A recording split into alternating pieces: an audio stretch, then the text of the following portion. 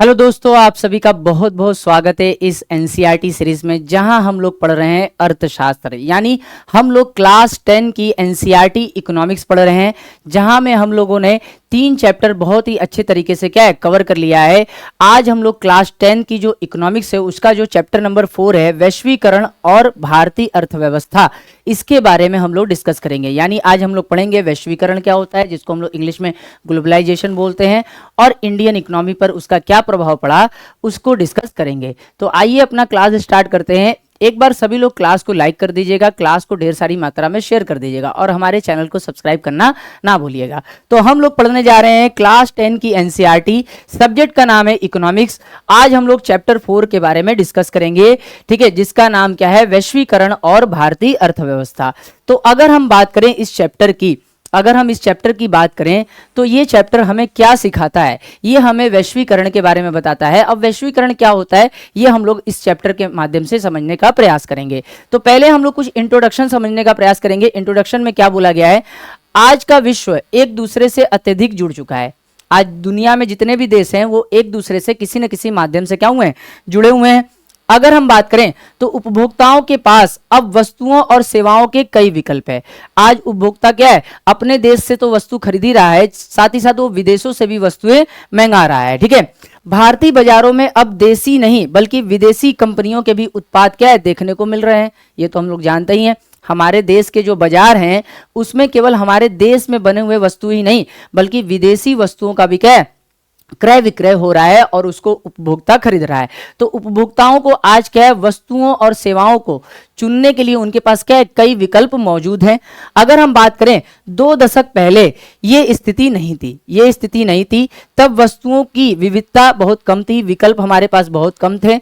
यह परिवर्तन ही वैश्वीकरण का परिणाम है, ठीक है। तो आज हमारे मार्केट में या हमारे देश में विभिन्न प्रकार की वस्तुएं और सेवाएं देखने को मिलती हैं। वो देश में भी बनी होती हैं और कुछ विदेशों से मंगाई भी होती हैं।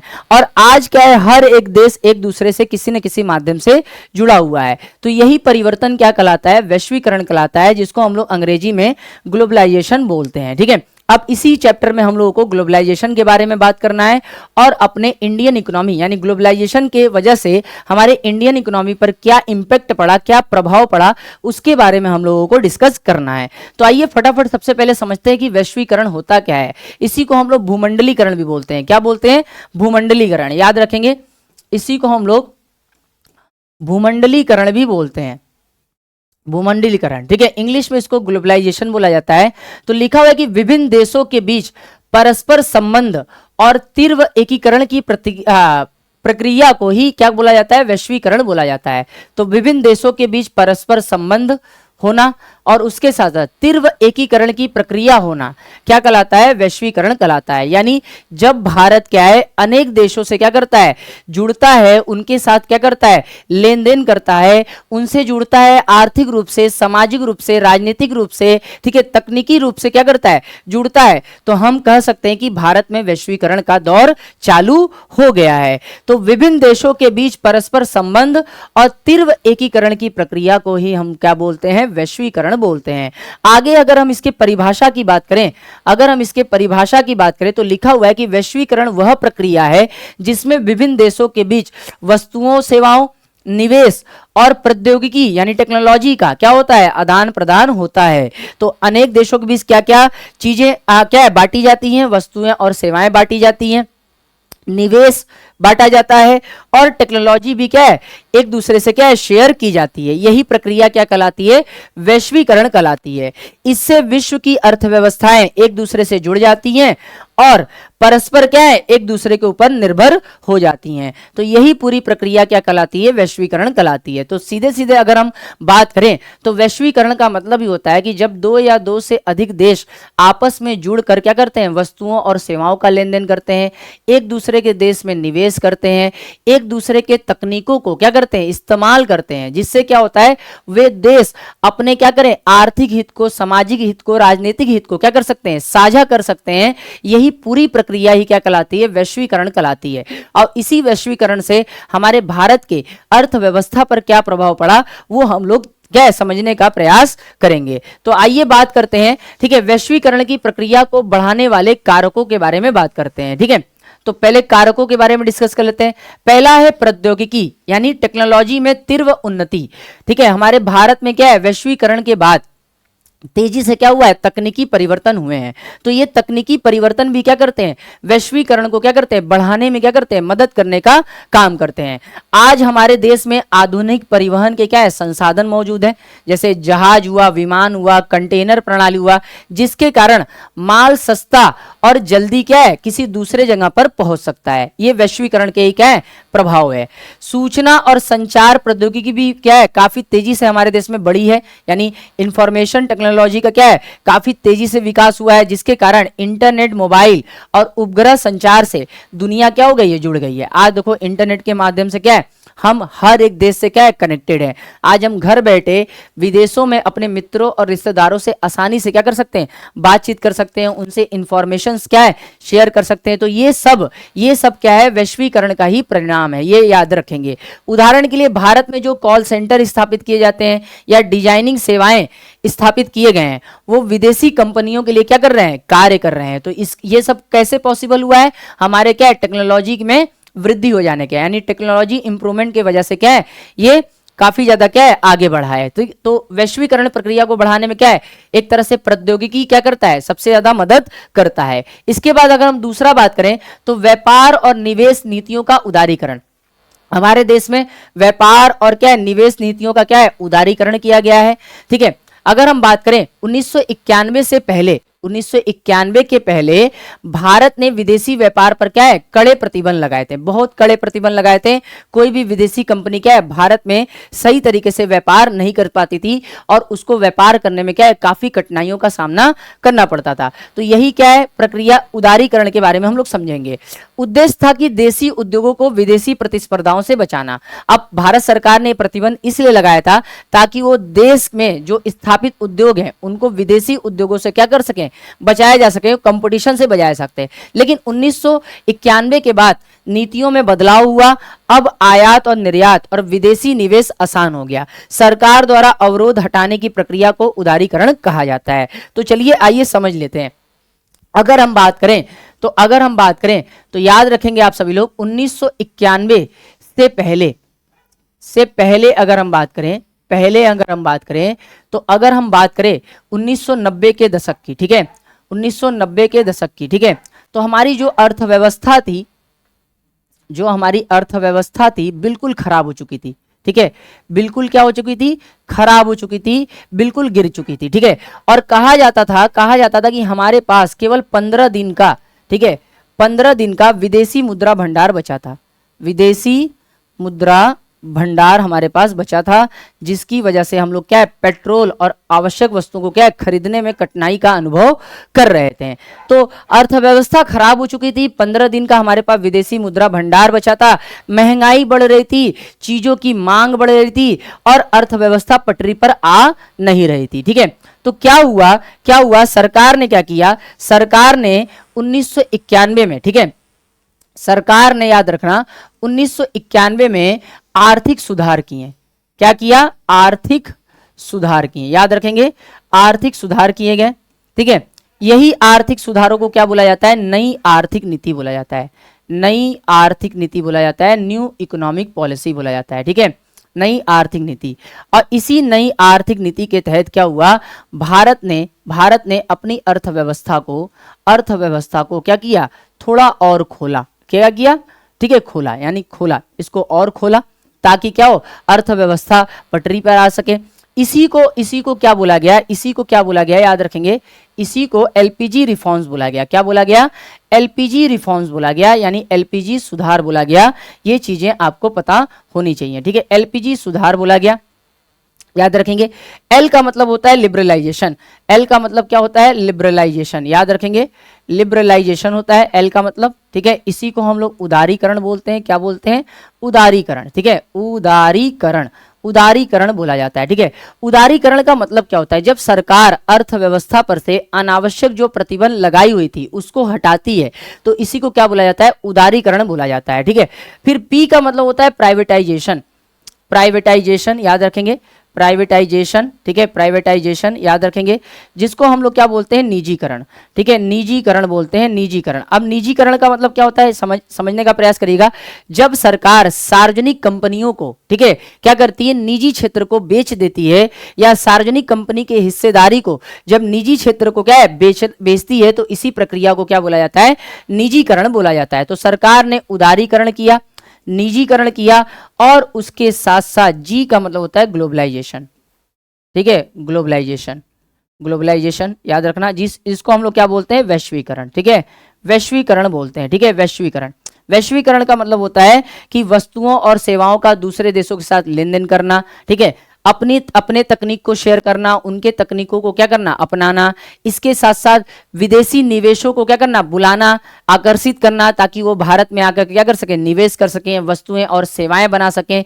ये सारी चीजें आपको पता होनी चाहिए। तो इसी को एलपीजी सुधार बोला गया, याद रखेंगे। इसी सुधार की वजह से हमारा जो अर्थव्यवस्था था वो धीरे धीरे पटरी पर आने लगा।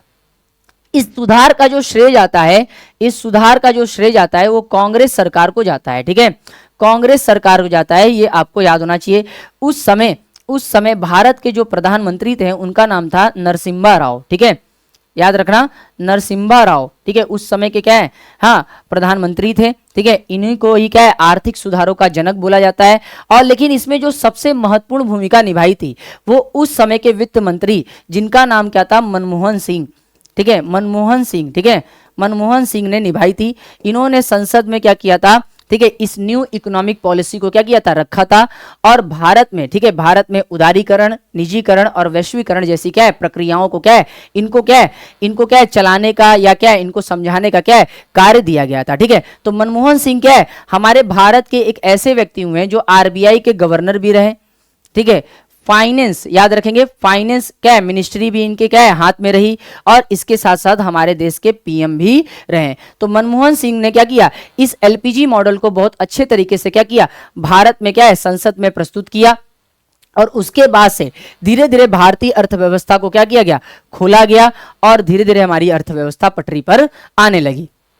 तो यही कारण था इसके पीछे, ठीक है। अगर हम आगे डिस्कस करें तो यहां पर समझने का प्रयास करिएगा, व्यापार और निवेश नीतियों का उदारीकरण। तो 1991 के पहले मैंने बताया कि विदेशी व्यापार पर सरकार ने प्रतिबंध लगाया था। कारण क्या था कि जो देसी उद्योग थे उनको क्या करना था, विदेशी उद्योगों से प्रतिस्पर्धा से बचाना था। लेकिन 1991 के बाद क्या हुआ, नीति में बदलाव हुआ, आयात निर्यात और विदेशी निवेश को आसान बनाया गया, और सरकार द्वारा क्या है, तमाम प्रकार के जो रुकावटें थी, अवरोध थी, बाधाएं थी, प्रतिबंध थे, उनको क्या किया गया, समाप्त किया गया। यही प्रक्रिया क्या कहलाया, उदारीकरण कहलाया। अगर हम आगे डिस्कस करें तो विश्व व्यापार संगठन की भी स्थापना हो गई, ठीक है। 1991 के बाद विश्व व्यापार संगठन की भी स्थापना हो गई। तो डेट याद रखेंगे, 1 जनवरी, ठीक है, 1 जनवरी 1995 में विश्व व्यापार संगठन की स्थापना हुई। तो डब्ल्यूटीओ के स्थापना का जो मुख्य उद्देश्य था वो अंतर्राष्ट्रीय व्यापार को या विदेशी व्यापार को क्या करना था, उदार बनाना था, सरल बनाना था। यह संगठन देशों के बीच व्यापार के नियम को बनाने का काम करता है, लेकिन व्यवहार में विकसित देशों ने अपने किसानों और उद्योगों को बहुत ज्यादा सहायता दे दी है, जिसके कारण क्या है, ये कभी कभी इनके नियमों का उल्लंघन भी करते हैं, जो विकसित देश है, ठीक है। विकासशील देशों को व्यापार खोलने के लिए मजबूर किया जाता है। ये सारी चीजें आपको पता होनी चाहिए। तो विश्व व्यापार संगठन का भी क्या है, एक महत्वपूर्ण क्या है, एक तरह से रोल है, ठीक है, इंपॉर्टेंट रोल है हमारे देश के क्या है, वैश्वीकरण को आगे बढ़ाने में। समझ में आया। अगर हम आगे डिस्कस करें तो भारत में वैश्वीकरण के क्या क्या प्रभाव पड़े अलग अलग वर्गों पर। सबसे पहले हम डिस्कस करेंगे उपभोक्ताओं पर क्या प्रभाव पड़े। तो उपभोक्ताओं पर पड़ने वाला प्रभाव क्या हुआ, उपभोक्ताओं को अब बेहतर गुणवत्ता वाली वस्तुएं क्या हो गई, उपलब्ध होने लगी। देसी वस्तुएं तो उपलब्ध थी, विदेशी वस्तुएं क्या हो गई, उपलब्ध होने लगी। उपलब्ध हुई तो इनके जीवन स्तर में क्या हुआ, सुधार हुआ, और इनके पास वस्तुओं के कई विकल्प क्या हो गए, मौजूद हो गए, ठीक है। तो ये वैश्वीकरण से क्या हुआ, फायदा फायदा हुआ। ठीक है, आज वैश्वीकरण के क्या है मतलब कि जरिए हमारे देश में जो उपभोक्ता है उसके पास एक वस्तु के कई विकल्प क्या है मौजूद है, वो अलग अलग विकल्पों को क्या करता है देखता है, चयन करता है, फिर उन वस्तुओं को क्या करता है खरीदता है, जिससे क्या हुआ उपभोक्ता का जीवन क्या हुआ बहुत ज्यादा बेटर हुआ। तो एक चीज आपको याद रखना चाहिए, भारत में वैश्वीकरण का जो प्रभाव है वो उपभोक्ताओं के लिए क्या था काफी अच्छा रहा। फिर उसके बाद अगर हम आगे बात करें तो भारतीय उत्पादकों पर प्रभाव, जो उत्पादक थे, जो हमारे भारत में क्या स्थापित कंपनियां थी, उद्योग थे, फैक्ट्री थे, उन पर क्या प्रभाव पड़ा। जो हमारे देश की बड़ी बड़ी कंपनियां थी उनको क्या हुआ नई तकनीक उन्होंने अपनाया, जिससे क्या हुई उनकी उत्पादकता बढ़ गई, उनकी क्या हो गई उत्पादकता बढ़ गई। ये आपको अच्छे तरीके से पता होना चाहिए। फिर उसके बाद कुछ भारतीय कंपनियां स्वयं बहुराष्ट्रीय कंपनी बन गई, मल्टीनेशनल कंपनी बन गई, जैसे हमारे देश के क्या है टाटा मोटर्स। आज टाटा मोटर्स के जो जितने भी क्या है व्हीकल्स हैं, कार हैं, वो क्या है देश में तो हमारे बेचे जाते हैं, लेकिन इसके साथ साथ विदेशों में भी क्या है बेचे जाते हैं। फिर हमारे देश की इन्फोसिस कंपनी है, रेनबैक्सी कंपनी है और एशियन पेंट्स, आज ये सब क्या है एक मल्टीनेशनल कंपनी बन चुकी है। मल्टीनेशनल कंपनी क्या होता है जिसकी स्थापना एक देश में होती है परंतु वो वस्तुओं और सेवाओं को अनेक देशों में बेचती है, उनको हम लोग क्या बोलते हैं बहुराष्ट्रीय कंपनी या मल्टीनेशनल कंपनी के नाम से जानते हैं। तो हमारे देश के क्या है बहुत सारी कंपनियों ने नए नए तकनीक अपनाई जिससे उनकी उत्पादकता बढ़ी और बहुत सारी कंपनियां भारत की क्या हो गई एक मल्टीनेशनल कंपनी बन गई, जिसका एग्जाम्पल यहाँ पे दिया हुआ है। इसके बाद अगर हम आगे बात करें तो सरकार द्वारा कुछ उठाए गए कदम थे। ठीक है, विदेशी निवेश को आकर्षित करने के लिए सरकार ने क्या किया विशेष आर्थिक क्षेत्र बनाए। ठीक है, अब विशेष आर्थिक क्षेत्र क्या होता है जिसको हम लोग शॉर्ट फॉर्म में सेज बोलते हैं, इसको स्पेशल इकोनॉमिक जोन बोला जाता है। क्या बोला जाता है स्पेशल इकोनॉमिक जोन बोला जाता है। अब स्पेशल इकोनॉमिक जोन का मतलब क्या होता है जरा समझने का प्रयास करिएगा। एक ऐसा क्षेत्र जहां पर क्या है सरकार अधिक सुविधाएं देकर क्या करती है विदेशी निवेश को आकर्षित करती है, उसी को क्या बोला जाता है स्पेशल इकोनॉमिक जोन बोला जाता है। तो सरकार ने वैश्वीकरण के बाद विदेशी निवेश को आकर्षित करने के लिए सरकार ने क्या किया आर्थिक क्षेत्रों की या विशेष आर्थिक क्षेत्रों की स्थापना की। वहां पर उन्होंने क्या किया कर में छूट दिया ताकि विदेशी निवेश हो सके, वहां पर विदेशी कंपनियां आकर वहां पर क्या है फैक्ट्री लगा सके। बिजली पानी की सुविधाएं दी, परिवहन जैसी सुविधाओं का क्या किया वहां पे विकास किया और श्रम कानूनों को क्या किया थोड़ा लचीलापन बनाया गया या लचीलापन लाया गया ताकि कंपनियां आसानी से श्रमिकों को रख सके। तो ये सारे चीजें क्या हुई वैश्वीकरण के समय सरकार ने अपनाया। ठीक है, फिर अगर हम बात करें छोटे उत्पादकों पर प्रभाव, इनको फायदा नहीं हुआ, इनको क्या हुआ नुकसान हुआ। याद रखना वैश्वीकरण प्रक्रिया से इनको क्या हुआ काफी नुकसान हुआ। प्रतिस्पर्धा बढ़ने से जो लघु उद्योग थे जैसे खिलौने के व्यापारी थे, बैटरी के व्यापारी थे, डेयरी उत्पादन वाले, इनको क्या हुआ ये ज्यादा प्रभावित हुए। अनेक इनकी क्यों इकाइयां बंद हो गई और ये लोग क्या हो गए बेरोजगार भी हो गए। ये आपको अच्छे तरीके से पता होना चाहिए। फिर श्रमिकों पर क्या प्रभाव पड़ा, इनके ऊपर भी बुरा प्रभाव पड़ा। इन पर क्यों बुरा प्रभाव पड़ा, कारण क्या था श्रमिकों का रोजगार अस्थायी हो गया क्योंकि कुछ जो काम पहले श्रमिक किया करते थे अब वो मशीनें करना चालू कर दी, जिसके कारण क्या हो गया कुछ श्रमिक अस्थायी रूप से बेरोजगार हो गए। फिर उसके बाद मजदूरी कम हो गया क्योंकि मशीनें काम करने लगी, कार्य के घंटे बढ़ गए और सामाजिक सुरक्षा भी उनकी घट गई। महिलाएं रोजगार में आई परंतु ज्यादा लाभ और सुरक्षा नहीं मिली, ये इनको क्या हुआ फायदा नहीं हुआ। वैश्वीकरण के कारण प्रतिस्पर्धा का कुप्रभाव, कंपटीशन बहुत तेजी से बढ़ा। ठीक है, कुछ छोटे छोटे हमारे देश की जो कंपनियां थी उद्योग थे वो इस कंपटीशन में क्या हो गए टिक नहीं पाए और फिर क्या हुआ वो बंद हो गए। तो ये कारण था। तो प्रतिस्पर्धा के कारण जो छोटे उद्योग थे जैसे मैंने बताया बैटरी, प्लास्टिक, खिलौने, टायरों आदि के उत्पादकों पर बुरा प्रभाव पड़ा। फलस्वरूप ये इकाइयां क्या हो गई बंद हो गई, श्रमिक बेरोजगार हो गए। उसके बाद श्रमिकों को अस्थायी आधार पर क्या है नियुक्त किया जाता था और निकाल दिया जाता था। श्रमिकों का संरक्षण और लाभ नहीं मिल रहा था। श्रमिकों का अधिक घंटों तक काम करना आम बात तो हो गई। तो ये वैश्वीकरण के क्या हुए कुछ नुकसान भी हुए। अगर हम आगे बात करें तो न्याय संगत वैश्वीकरण के लिए प्रयास। ठीक है, भारत सरकार लगातार क्या है न्याय संगत वैश्वीकरण के लिए क्या है प्रयास कर रही है और हमारा देश भी न्याय संगत वैश्वीकरण के लिए प्रयास कर रहा है। न्याय संगत वैश्वीकरण क्या होता है मतलब वैश्वीकरण की एक ऐसी प्रक्रिया जिससे अमीर को भी लाभ हो, गरीब को भी लाभ हो, जो बड़ी कंपनियां हो उनको भी लाभ हो और जो छोटी कंपनियां हो उनको भी लाभ हो, श्रमिकों को भी लाभ हो जो बड़ी कंपनियों में भी काम करते हैं और जो छोटी कंपनियों में काम करते हैं, संगठित क्षेत्र में काम करने वाले लोगों को भी लाभ हो और असंगठित क्षेत्र में काम करने वाले लोगों को भी लाभ हो। तो ये चीजें क्या है, अपनाने का प्रयास किया गया। ठीक है, तो न्याय संगत वैश्वीकरण सभी के लिए अवसर प्रदान करेगा, ऐसा बताया गया। सरकार की नीतियां सभी का संरक्षण प्रदान करने के लिए बनाई जानी चाहिए। सरकार सुनिश्चित कर सकती है कि श्रमिक कानून उचित क्रियान्वयन हो, मतलब श्रमिक कानून का क्या हो, अच्छे तरीके से लागू होना और श्रमिकों को उनके अधिकार भी मिले। सरकार न्याय संगत नियमों के लिए विश्व व्यापार संगठन से समझौते कर सकती है, यह भी हो सकता है। इसके अलावा समान हित वाले विकासशील देशों से गठबंधन भी कर सकती है। अगर सरकार ऐसा करती है तो जाहिर सी बात है वैश्वीकरण से क्या होगा, सबको फायदा होगा। अब सरकार ने क्या क्या प्रयास किए हैं, ठीक है, वैश्वीकरण को न्याय संगत बनाने के लिए सरकार ने अभी तक क्या क्या प्रयास किए हैं। तो वैश्वीकरण की नई नीति के अनुसार भारतीय अर्थव्यवस्था को विश्व की अर्थव्यवस्था से जोड़ने का प्रयत्न किया गया ताकि पूंजी, तकनीक और ज्ञान अनुभव का विश्व के विभिन्न देशों में क्या हो सके, आदान प्रदान हो सके। तो पहला प्रयास ये था। सरकार ने माल के आयात पर लगे अनेक प्रतिबंध क्या किया, हटा दिया। इसके बाद आयातित माल पर कर और क्या है, कर कम कर दिया। विदेशी निवेशकों को भारत में निवेश करने के लिए क्या किया, प्रोत्साहित किया कि ढेर सारी मात्रा में आप लोग आइए और भारत में क्या करिए, फैक्ट्री खोलिए, निवेश करिए। तकनीकी क्षेत्र को हर ढंग से उन्नत बनाने का क्या हुआ, भारत ने प्रयत्न किया ताकि क्या हो, वैश्वीकरण न्याय संगत सभी के लिए हो सके। इसके बाद अगर हम आगे बात करें तो उदारीकरण मैंने अभी बताया था, इसी को क्या बोलते हैं, लिबरलाइजेशन बोलते हैं। क्या बोलते हैं, लिबरलाइजेशन बोलते हैं, याद रखेंगे, लिबरलाइजेशन बोला जाता है, उदारीकरण इसी को बोला जाता है। जब सरकार अर्थव्यवस्था पर थे अनावश्यक प्रतिबंधों को समाप्त करती है तो यही प्रक्रिया क्या कहलाती है, हाँ, उदारीकरण कहलाती है। ठीक है, तो 1991 के आर्थिक सुधार में क्या हुआ, सरकार ने क्या किया, 5 उद्योगों को छोड़कर, ठीक है, सभी को लाइसेंस व्यवस्था से क्या किया, मुक्त कर दिया।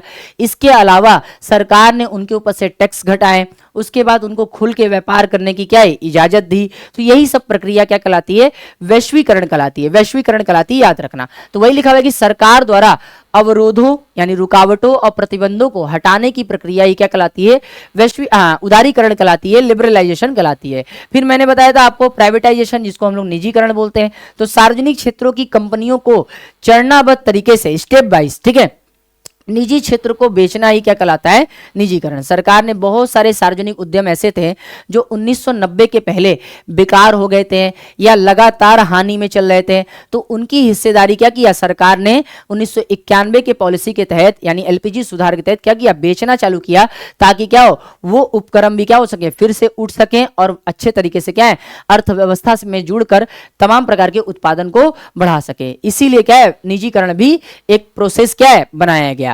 अब मैंने आपको बताया था सेज क्या होता है, ठीक है, जिसको स्पेशल इकोनॉमिक जोन बोलते हैं।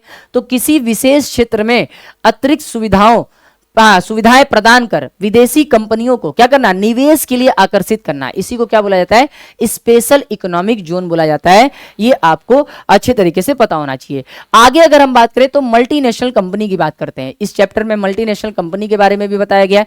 अब मल्टीनेशनल कंपनी क्या होती है, एक ऐसी कंपनी, ठीक है, जो स्थापित किसी एक देश में होती है परंतु अपने वस्तुओं और सेवाओं का क्या है, विक्रय जो है वो अनेक देशों में करती हैं। तो ऐसे कंपनी को ही क्या बोला जाता है, मल्टीनेशनल कंपनी बोला जाता है। जैसे भारत में मैंने बताया टाटा मोटर्स, इन्फोसिस मैंने बताया, एशियन पेंट्स बताया। तो ये क्या है, मल्टीनेशनल कंपनीज हैं। इनकी स्थापना भारत में हुई है परंतु ये अपने वस्तुओं का विक्रय क्या है, अनेक देशों में करती हैं। तो यही क्या कहलाता है, मल्टीनेशनल कंपनी कहलाता है। तो यही लिखा हुआ है कि वे कंपनियां जो एक से अधिक देशों में उत्पादन और व्यापार पर अपना क्या है, नियंत्रण रखती हैं, मल्टीनेशनल कंपनियां कहलाती हैं। विशेषताएं इनकी क्या होती हैं, कई देशों में कार्यालय और कारखाने स्थापित होते हैं, उन देशों में उत्पादन का काम करती हैं, सस्ता श्रम इनके पास उपलब्ध होता है, संसाधन सस्ते होते हैं इनके लिए, बाजार पास होता है और सरकारी नीतियों के अनुकूल ये लोग काम करते हैं। ठीक है, उद्देश्य क्या होता है, कम लागत पर अधिक से अधिक क्या करना, लाभ अर्जित करना। उदाहरण में अगर देखोगे तो फोर्ड मोटर्स अमेरिकी कंपनी है जिसने भारत में क्या है, चेन्नई में सबसे पहला अपना क्या है, कार प्लांट लगाया, कार संयंत्र लगाया। फिर उसके बाद कारगिल फूड्स, याद रखना, अमेरिकी कंपनी जिसने भारतीय कंपनी परक फूड को खरीदा। ठीक है, परख फूड इस समय किसके पास है? इनके पास है, कारगिल फूड्स के पास है। तो ये सभी क्या है? मल्टीनेशनल कंपनी है जो अलग अलग देशों में क्या करती है? अपने उत्पादकों को भी क्या करती है? बेचने का काम करती हैं। अगर हम आगे चलें तो बहुराष्ट्रीय कंपनियों में निवेश के तरीके। अब ये जो मल्टीनेशनल कंपनीज हैं ये कैसे किसी देश में क्या है? निवेश करती हैं, इन्वेस्टमेंट करती हैं, क्योंकि इन्हीं के द्वारा क्या है? किसी भी देश में क्या इन्वेस्टमेंट आता है, इन्हीं के द्वारा क्या है? किसी भी देश में उत्पादन का कार्य क्या है? बहुत तेजी से आगे बढ़ता है। समझ में आया? हमारे देश में भी क्या है? बहुत सारी विदेशी कंपनियां क्या है? आई हैं, जिनकी वजह से क्या है? उत्पादन तेजी से बढ़ा है, उपभोक्ताओं को वस्तुओं के कई विकल्प क्या है? उपलब्ध हुए हैं। तो इनसे क्या है? काफी ज्यादा फायदा भी उपभोक्ता का हुआ है। अब ये कैसे काम करती है? ये निवेश के इनके तरीके क्या होते हैं? तो पहला है संयुक्त उत्पादन, जिसको हम लोग ज्वाइंट प्रोडक्शन बोलते हैं। कहने का मतलब क्या है? ये जब किसी देश में जाती है तो वहां के स्थानीय कंपनियों के साथ पार्टनरशिप कर लेती हैं। अब पार्टनरशिप करके क्या करती हैं? ये उत्पादन का काम करती है। जैसे देखो, आप लोगों को पता होगा मारुति सुजुकी। ठीक है, आप लोगों को पता होगा, ठीक है, मारुति सुजुकी। ठीक है, पता होगा सभी को। ठीक है, ये एक कार है। ठीक है, तो मारुति बेटा भारत की कंपनी है, जबकि सुजुकी जो है वो जापान की कंपनी है। ठीक है, तो सुजुकी कंपनी क्या हुई? भारत आई, उसने क्या किया? मारुति से क्या किया? साझेदारी की और उसने एक कार का निर्माण किया और इस कार को क्या हुआ? भारत में काफी ज्यादा मात्रा में क्या हुआ? बेचा गया। तो ये मल्टीनेशनल कंपनी का क्या होता है? तरीका होता है निवेश करने का। ये क्या करती है? जब किसी देश में जाती है या तो उस देश के क्या है? स्थानीय कंपनियों से क्या करती है? साझेदारी कर लेती है। तो पहला तरीका ये हो गया। दूसरा, वो स्थानीय कंपनियों को सीधे खरीद लेती है। ठीक है, मौजूदा कंपनी को क्या करती है? खरीद लेना और उत्पादन बढ़ाना। अगर मान लीजिए वो पार्टनरशिप नहीं कर रहा है, अगर उनके पास उतना ज्यादा पैसा है मल्टीनेशनल कंपनी के पास, तो वो सीधे क्या करेंगे? सीधे उस स्थानीय कंपनी को खरीद लेंगे। इसके बाद अगर हम बात करें, इसके बाद ये लोग क्या कैसे काम करते हैं? ठेका उत्पादन। ठेका उत्पादन का मतलब क्या होता है? ये किसी देश में जब जाते हैं तो छोटे छोटे उत्पादकों को क्या करते हैं? अपनी वस्तुओं का ऑर्डर दे देते हैं। ठीक है, ऑर्डर देकर उनसे बनवाते हैं और फिर ये पूरे क्या करते हैं? पूरे देशों में क्या करते हैं? बेचने का काम करते हैं। जैसे वस्त्र उद्योग में, जूते उद्योग में, खेल के सामान में ऐसी कंपनियां क्या है? आपको देखने को मिलती है। तो ये इनके क्या है? निवेश करने के तरीके होते हैं। इस प्रकार से क्या करते हैं? किसी भी देश में जाके उत्पादन का काम करते हैं और कम लागत पर अधिक से अधिक लाभ अर्जित करते हैं। आगे अगर हम बात करें तो इनके क्या लाभ हैं? बहुराष्ट्रीय जो कंपनियां हैं, मल्टीनेशनल कंपनियां, इनसे क्या लाभ है?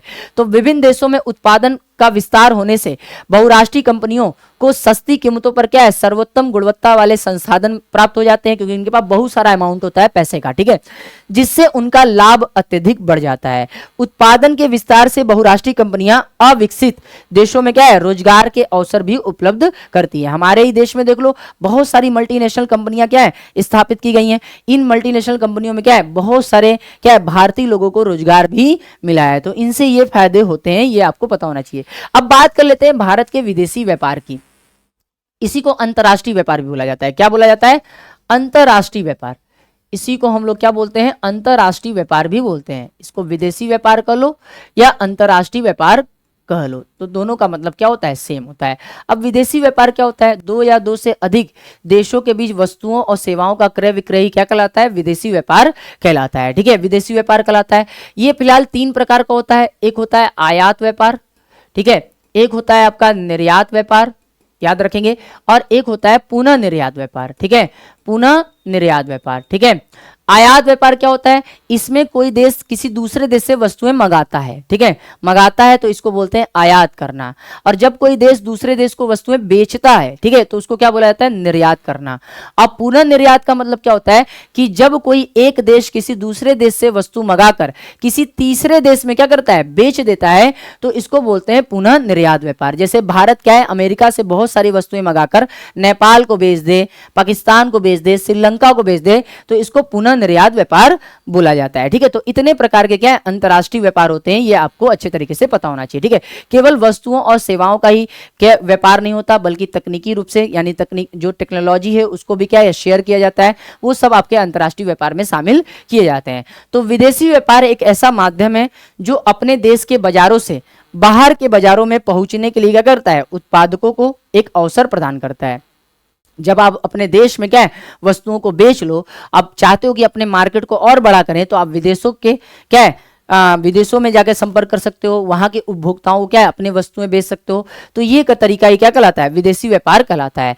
अब हम बात कर लेते हैं एक और इंपॉर्टेंट टॉपिक, विदेशी निवेश। ठीक है, हमेशा क्या है? जब हमारे देश में क्या हुआ, हाँ, आर्थिक सुधार किए गए, तो भारत सरकार ने क्या किया, विदेशी निवेश को बढ़ावा देने के लिए कई प्रकार के क्या है कार्यक्रम चलाए, कई प्रकार के नियमों में क्या की ढील दी, ठीक है, ताकि क्या हो भारत में ज्यादा ज्यादा क्या है फॉरेन इन्वेस्टमेंट आ सके, भारत में ढेर सारी क्या है कंपनियां खुल सकें, उत्पादन बढ़ सके, लोगों को रोजगार मिल सके, कुछ लोग गरीबी रेखा से क्या है बाहर निकल सकें। तो इसीलिए क्या है किसी भी देश के लिए फॉरेन इन्वेस्टमेंट बहुत ज्यादा जरूरी होता है। अब फॉरेन इन्वेस्टमेंट होता क्या है, जब कोई विदेशी कंपनी किसी देश में कारखाना, मशीनरी, भवन आदि में क्या करती है, पूंजी लगाती है, तो इसी को क्या बोला जाता है, विदेशी निवेश बोला जाता है, फॉरेन इन्वेस्टमेंट बोला जाता है। इस निवेश का उद्देश्य क्या होता है, लाभ कमाना। भारत में बहुराष्ट्रीय कंपनियों ने कई क्षेत्रों में क्या किया है, निवेश किया है, जैसे मोटर गाड़ी उद्योग में बहुत सारी विदेशी कंपनियां शामिल है, खाद्य पदार्थ में बहुत सारी शामिल है, इलेक्ट्रॉनिक के सामान में भी बहुत सारे, और बैंकिंग और सेवाएं में भी बहुत सारी विदेशी कंपनियों का क्या है अलग अलग तरीके से क्या है योगदान है। तो किसी भी देश के लिए फॉरेन इन्वेस्टमेंट क्या है बहुत ज्यादा जरूरी है, ठीक है।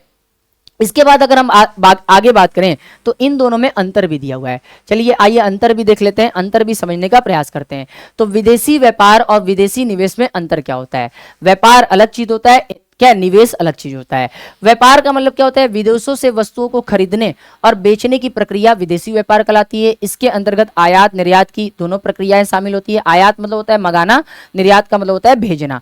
यह उत्पादन के लिए अवसर प्रदान करती है। अगर निवेश में बात करें तो अधिक लाभ कमाने के उद्देश्य से जब बहुराष्ट्रीय कंपनी मेजबान देश में क्या करती है, धन से उत्पादन इकाई की स्थापना करती है अपने पैसे से, उसे विदेशी निवेश कहते हैं। विदेशी निवेश में बहुराष्ट्रीय कंपनियों द्वारा किया जाता है, पूंजी में निवेश आता है, ठीक है।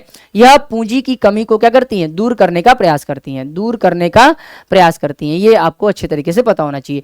आगे चलते हैं, व्यापार अवरोधक, ये भी इंपॉर्टेंट है। व्यापार में जितनी भी बाधाएं आती हैं उन्हीं को क्या बोला जाता है, व्यापार अवरोधक बोला जाता है, ठीक है।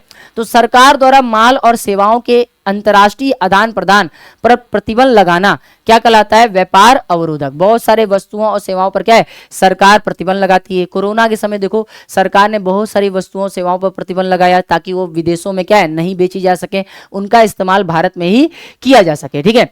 आयात पर कर व्यापार अवरोधक का क्या है उदाहरण है। अगर आप आयात पर क्या है ज्यादा कर लगाएंगे तो क्या होगा, व्यापार अवरोधक का क्या है उदाहरण है। जैसे अभी हाल ही में क्या है डोनाल्ड ट्रंप ने क्या किया था, भारत पर क्या है, भारत पर ढेर सारी मात्रा में क्या है टैरिफ या कर लगाया था, ताकि क्या हो भारत से जो भेजी जाने वाली वस्तुएं हैं अमेरिका में, ठीक है, वो महंगी हो जाए, जिससे कारण क्या है भारत क्या है अपनी वस्तुओं को अमेरिका में बेच न पाए। तो ये सब कारण होते हैं जो व्यापार अवरोधक होते हैं। इसे अवरोधक इसलिए कहा जाता है क्योंकि यह कुछ प्रतिबंध लगाता है। सरकार व्यापार अवरोधक का प्रयोग विदेशी व्यापार में नियमन हेतु करती है, ताकि क्या हो जो फॉरेन ट्रेड है उसको क्या है अच्छे से रेगुलेट किया जा सके। इसीलिए सरकार समय समय पर क्या है प्रतिबंध लगाती रहती है, अवरोधक उत्पन्न करती रहती है। आगे अगर हम बात करें थोड़े से इतिहास में अगर हम चले जाएं, तो स्वतंत्रता के पश्चात जैसे ही हम स्वतंत्र हुए, भारत सरकार द्वारा विदेशी व्यापार और विदेशी विनिमय पर अवरोधक लगाने के मेन कारण क्या थे, जरा समझने का प्रयास करिएगा आप सभी लोग।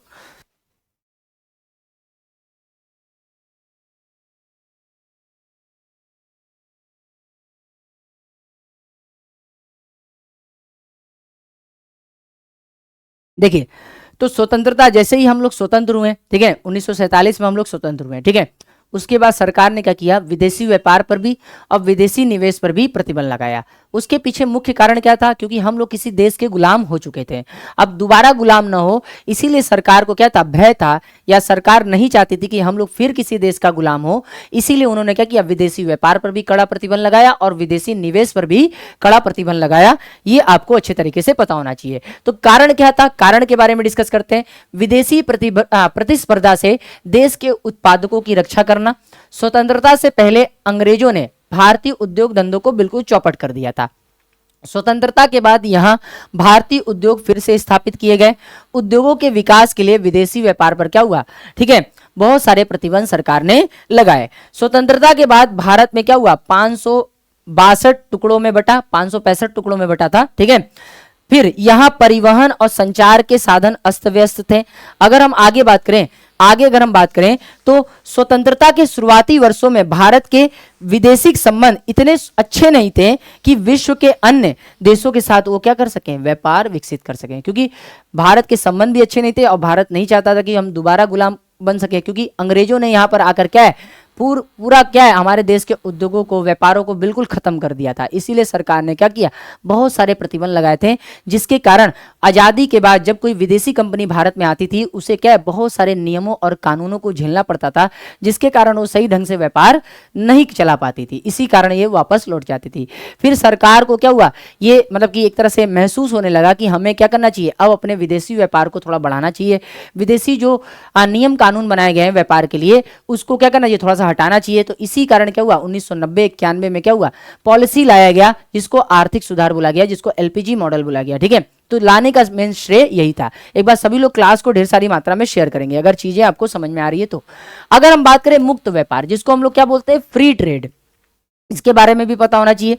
तो जब दो देशों के बीच व्यापार बिना किसी प्रतिबंध के हो, बिना किसी रिस्ट्रिक्शन से हो, उसे क्या बोलते हैं, मुक्त व्यापार बोलते हैं। उसको क्या बोलते हैं, मुक्त व्यापार। हाल ही में क्या हुआ, भारत सरकार ने क्या किया, इंग्लैंड के साथ क्या है, फ्री ट्रेड डील क्या हुई, साइन की। ठीक है, अब क्या होगा, इंग्लैंड के बीच और क्या होगा, भारत के बीच क्या होगा, अच्छा खासा फ्री ट्रेड आपको देखने को मिलेगा।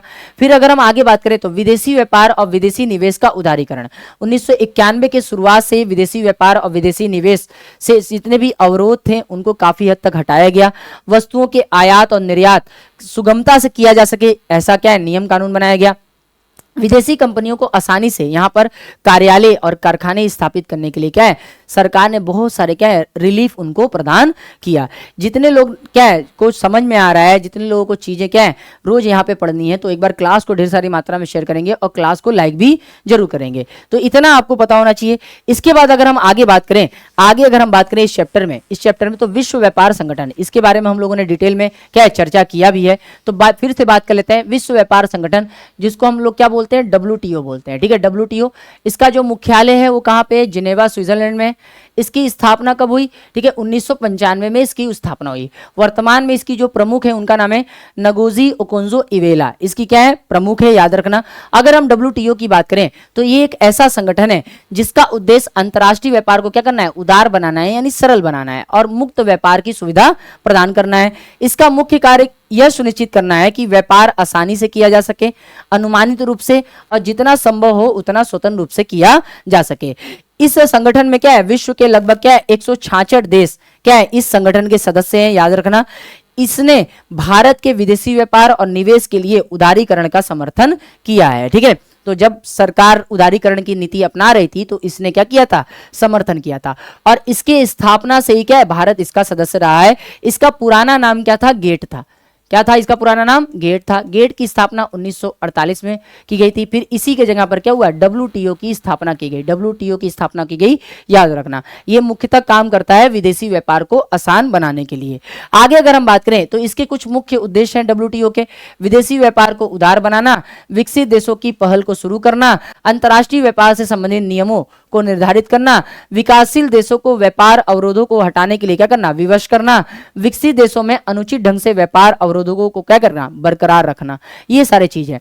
अब अगर हम आगे बात करें तो विदेशी निवेश को आकर्षित करने के लिए उठाए गए कदम, हमारे भारत सरकार ने फॉरेन इन्वेस्टमेंट को क्या इंक्रीज करने के लिए क्या क्या स्टेप लिए, उसके बारे में डिस्कस किया जा रहा है। तो विशेष आर्थिक क्षेत्र, जिसको मैंने बताया था स्पेशल इकोनॉमिक जोन की स्थापना की गई। ठीक है, विशेष आर्थिक क्षेत्रों में विश्व स्तरीय सुविधाएं दी गई, जैसे बिजली, पानी, सड़क, परिवहन, भंडार, मनोरंजन और शैक्षिक सुविधाएं उपलब्ध कराई गई, तभी ना विदेशी निवेश बढ़ेगा। विशेष आर्थिक क्षेत्र में उत्पादन की इकाई स्थापित करने वाली कंपनी को आरंभिक 5 वर्षों तक कोई कर नहीं देना पड़ता था। देखो ये स्पेशल इकोनॉमिक जोन का क्या था, फायदा था। अगर कोई भी विदेशी कंपनी आकर यहाँ पर निवेश करती थी तो उनको 5 साल तक किसी भी प्रकार का टैक्स नहीं देना पड़ता था।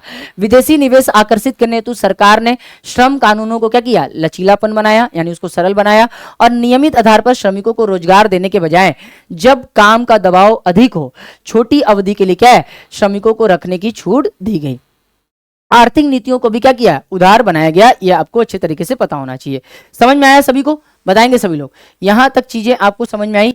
तो ये रहा, ठीक है, क्लास 10 का इकोनॉमिक्स का NCERT का चैप्टर नंबर 4। ठीक है, तो जितने भी इंपॉर्टेंट क्या है टॉपिक्स थे जो एनसीईआरटी के थे, क्लास 10 के, चैप्टर का नाम क्या है वैश्वीकरण और क्या है भारतीय अर्थव्यवस्था, इसके सारे टॉपिक मैंने क्या किया अच्छे तरीके से आपको कवर करा दिया। आई होप आपको क्या है आज का जो क्लास है वो समझ में आया होगा।